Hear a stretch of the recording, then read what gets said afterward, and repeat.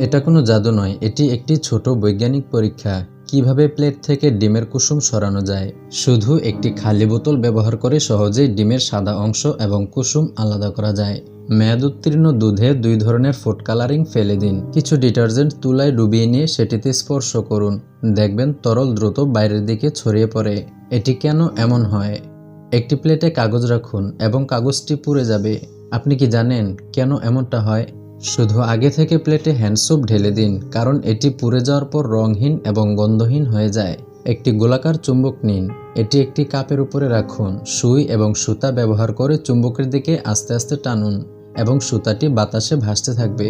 একটি পরিষ্কার পানির গ্লাস নিন। এতে একটি মুরগির ডিম রাখুন। দেখবেন ডিমটি পানির তলায় ডুবে যাবে। কিন্তু পানিতে কয়েক চামচ লবণ যোগ করুন। দেখবেন ডিমটি ভেসে উঠেছে। জানেন এর পেছনের রহস্য কি? এখন এই অসাধারণ ভিডিওটির জন্য একটি লাইক তো করাই যায়।